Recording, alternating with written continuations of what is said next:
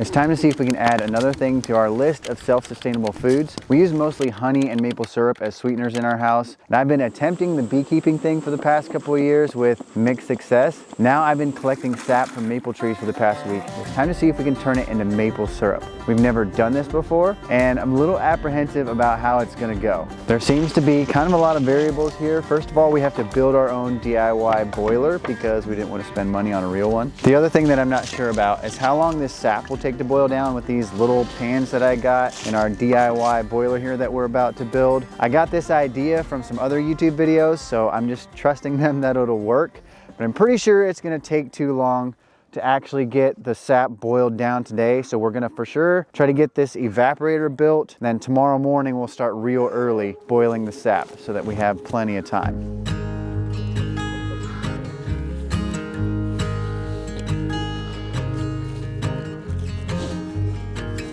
As you'll see throughout this video, this whole maple sugaring process was a really cool experience for our whole family. The kids had a blast collecting the sap in our last video, and now the boys were really excited to help build the evaporator. It was kind of like real life Legos, so they had fun, and it was cool for us to be figuring this out together.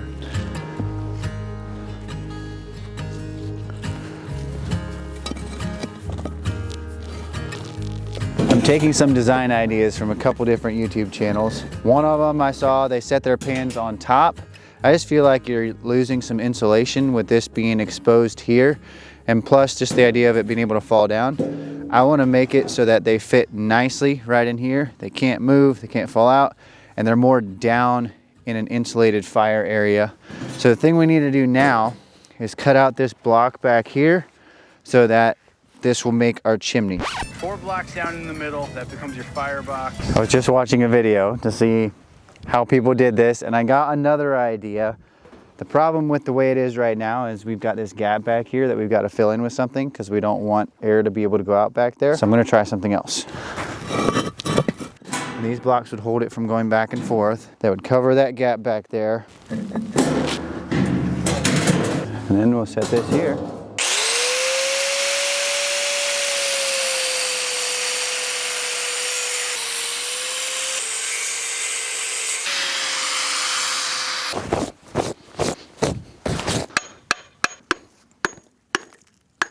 Pretend that it's not correct. Hey duckies. So we have the bottom of our chimney.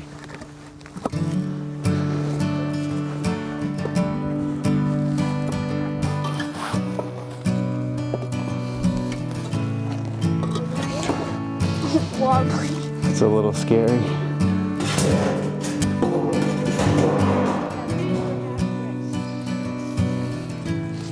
Not bad.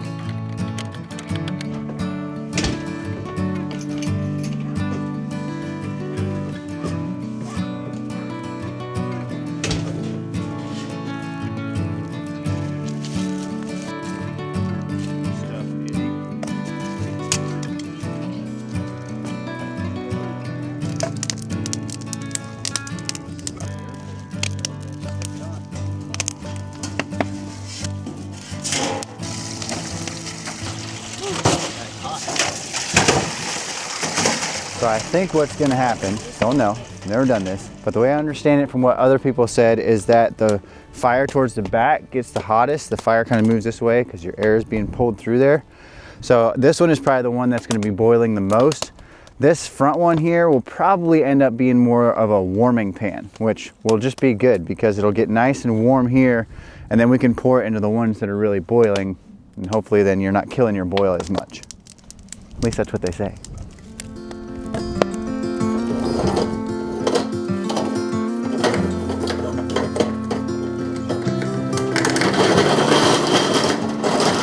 We got up early this morning and went out and started the fire, and we've got some pans on the fire now that will hopefully be boiling very soon. We're just kind of planning a really chill, low-key day, and we're probably going to spend most of our time out around the fire with breaks for food. So we came in for our first break. We're going to have breakfast here in a bit. I'm just going to make puff pancakes and also some fresh hamburger. We just got a bunch of beef back this week, and so we're gonna have some hamburgers to go with our puff pancakes. Notice the milk. It's not Maddie's milk. Maddie just got dried up recently, and we've been forced to buy some milk from the store. Our 4-year-old won't even drink it. She's pretty much on a milk strike right now. She's like, ew, it tastes disgusting. It's pretty cold outside today, so it's a little bit miserable if you're not right by the fire. There is supposed to be freezing rain tonight, so we are really going to try to stay on this boiling, and hopefully we can get it all boiled down, at least the outside part, before the freezing rain hits tonight.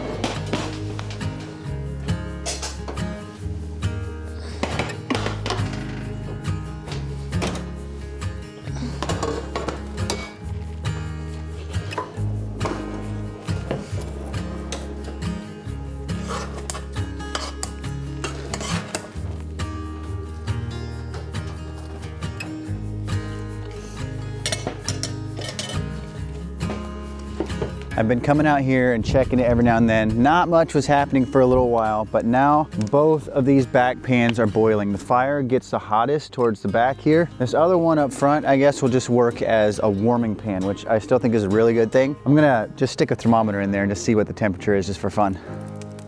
210, so about 210 is what it's at.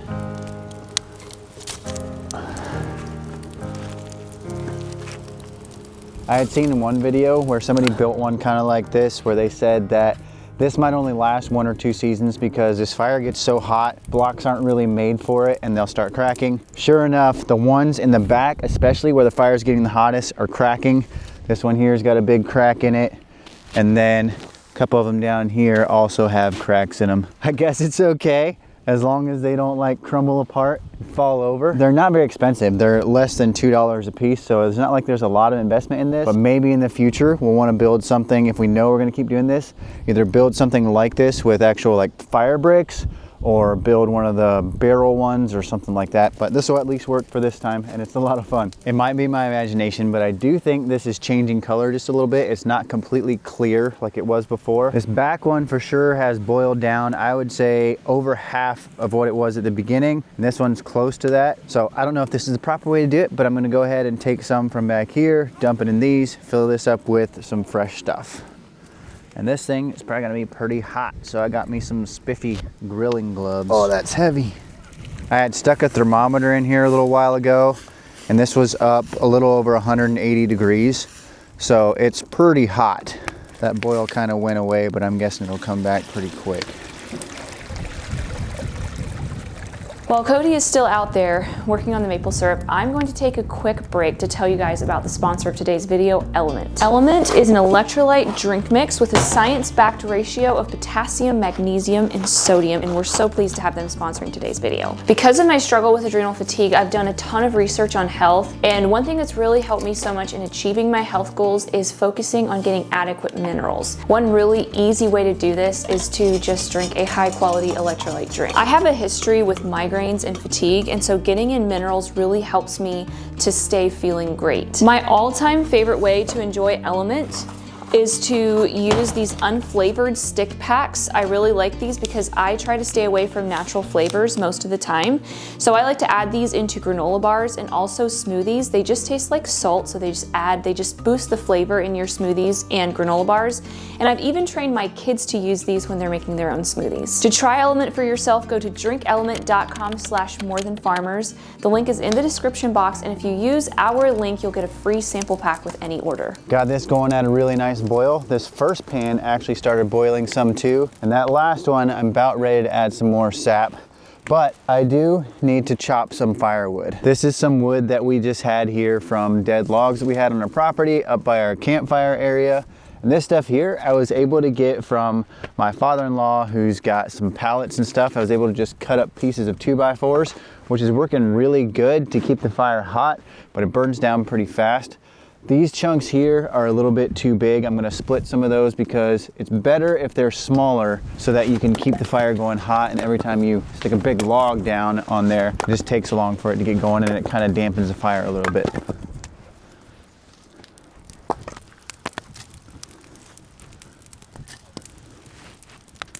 I'm gonna get a little scoop out of here. We'll let it cool off for a little bit, and then we'll taste it. I'm not gonna fill it up as much this time because I think it'll boil faster if I leave it shallower.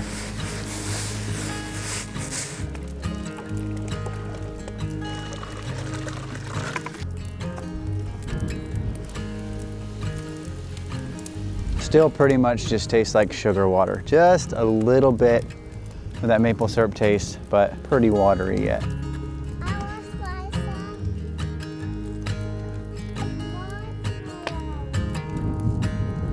That definitely is starting to taste like maple syrup. Yeah, it is really cold out here, but we decided we wanted to do something kind of fun for lunch. Since we've got a fire out here, there's a lot of heat coming out of this chimney. So I'm gonna see if I can boil some water, and we keep some of these freeze-dried meals on hand just for backpacking trips and stuff. I know that it's not homemade and totally sustainable, but we don't have a $4,000 freeze dryer, so we just get these, like I said, for backpacking trips, and it'll make a fun lunch to eat out here with water that we boiled on our maple syrup evaporator. I don't know if this will actually work or not, but it is pretty hot. Hey, darling, can I tell you what's been on my mind?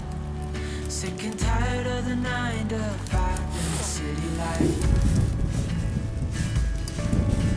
Hey, darling,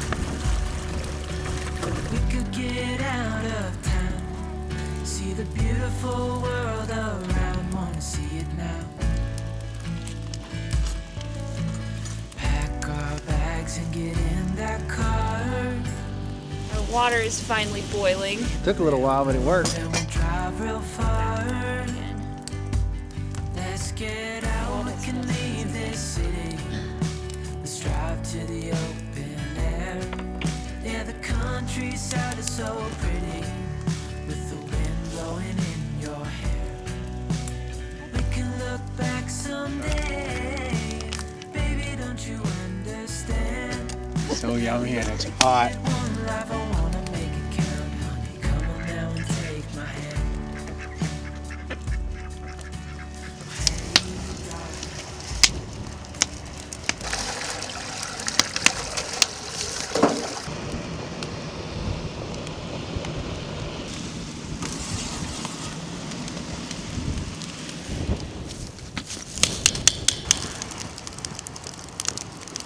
I was inside taking a break, and the kids ran in there and informed me that our chimney is cracking even worse than it was.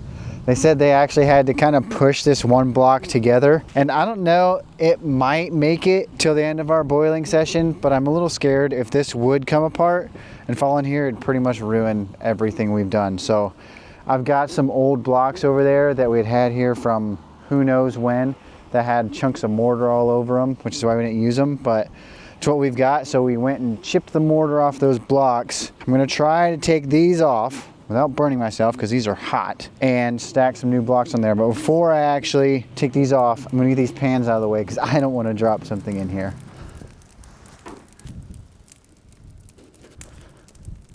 That is getting nice and dark.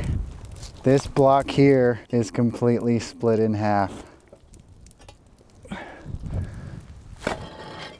So these old blocks that I have actually have 2 partitions in there, so they should be even stronger, even if they're old. These old ugly blocks have been here ever since we moved here 10 years ago. And who knows how long they were here before that. Precious, precious syrup.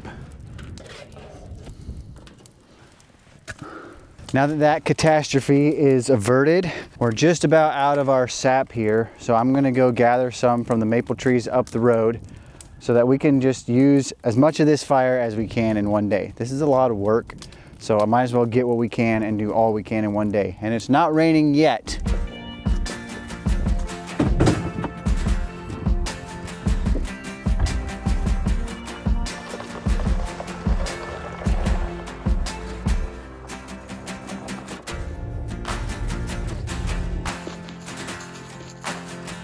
I'm on syrup duty right now, Cody and one of the kids went to go get more sap.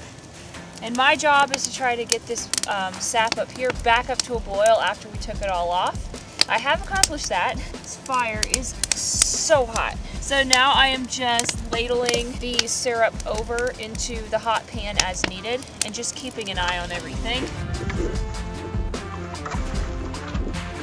What's so cool about a project like this is almost anybody can do it. We don't even have maple trees on our own property, but we found somebody who was more than happy to let us tap theirs. If you don't have access to firewood or can't build a big evaporator, you can use an outdoor propane burner. You could even just tap one tree and make a little bit of maple syrup. We found that the best way to start homesteading is to start right where you're at. If you're complaining about what you don't have now, you'll still be complaining when you get whatever it is that you think you need. So just start by tapping one maple tree, growing herbs in pots, or canning tomatoes from the grocery store. The spirit of homesteading is doing what you can with what you have.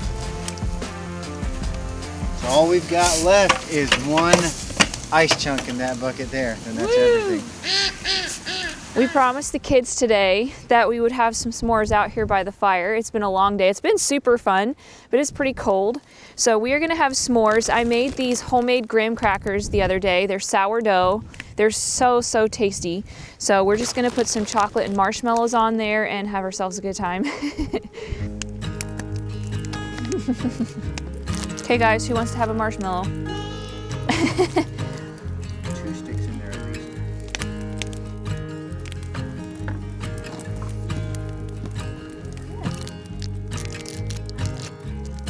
Bottoms up.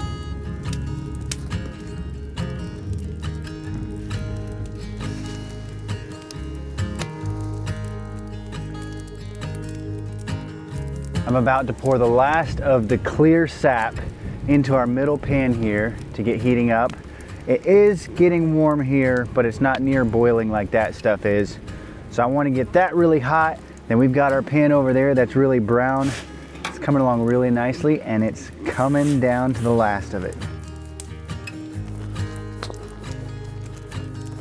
We're down to just 2 pans here, so I'm going to push this fire towards the back.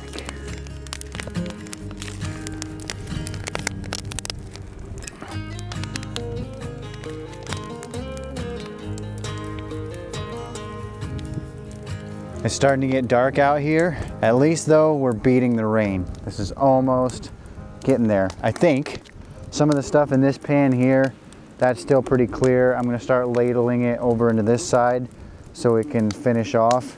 And I've got a bucket to pour this stuff into to take into the house for Michelle to finish in there. I can't wait. Our new chimney is cracking also, but so far at least none of the blocks are cracked in half like the other one. I don't know if you can see it or not, but it is starting to look a lot like maple syrup. Can definitely tell at this point it's still pretty watery, but it is getting there. Oh, that's so good. Definitely has that maple syrup taste. Well, it got very, very dark on us. Thankfully it hasn't rained yet. It actually started sprinkling a little bit, scared us a little bit, but it stopped. This pan is almost empty.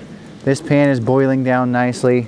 So I'm gonna take what's left in here, pour it in that last pan there. So now I should probably block this off so that heat stays in there, because this needs to keep boiling down. Let's look at the temp here. The way I understand it is it needs to get about 7 degrees above the boiling point, which should be about 219 degrees. And before we take it in the house, we want to get it up to about 214 degrees. So it needs to boil a lot of water out of there and then heat up a little bit yet. We don't want to have to boil down a whole bunch in the house, because that's just going to put a whole bunch of moisture and sticky moisture in the air. I think this is actually getting pretty close. I know for one thing, I don't want to burn it. Tastes so good, and it is getting a little thicker. About as soon as I finished talking, it started sprinkling, and I'm putting the thermometer in here. I've seen it kind of flirting between 212 and 213. So that's maybe not quite as high as it could be, but with it starting to rain and it just being so dark and everything, and with as small of an amount as we have, I think it's gonna make more sense just to get it off of here and take it inside and get it done. All that hard work into this pan right here. Here we go. Looks kind of like maple syrup. I'm holding on to this thing tight. We are officially done outside with the boiling. We did about 35 gallons today, have a little more than a gallon left, and we're gonna finish it off in here. We called some friends, asked some questions about exactly how hot to make it, because we really don't want to burn it at this stage in the process. We've been doing this all day and we're exhausted and we don't want to mess it up. So we are going to take it to about 217. That is about 7.5 degrees above the boiling point of water, of our water here and now. That's what we're gonna do first and see how it is, the thickness and stuff, and then we'll go from there. First, we're gonna strain this, and I do not wanna get my hands burned, so I'm gonna wear gloves. They did give us some strainers in the package of maple sugaring stuff, but I'm going to do my own thing here. Bring that out, that's precious. We've been at this for 12 hours now, so hopefully this last boil won't take very long. Okay, don't put the rest of that in.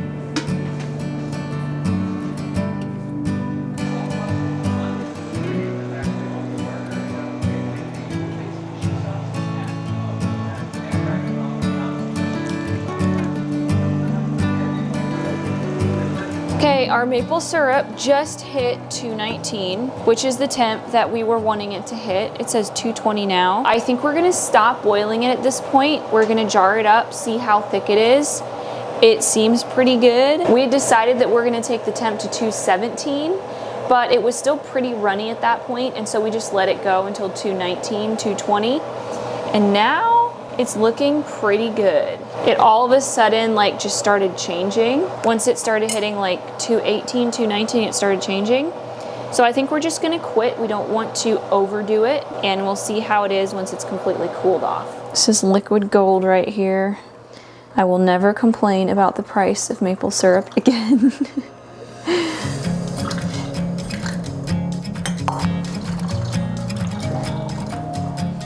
The cooler this stuff gets, the thicker it's getting. So I'm really hoping it'll thicken up quite a bit yet in the refrigerator. I have in the past had maple syrup that was too runny, and so it made a pancake soggy, and I'd really like to avoid that.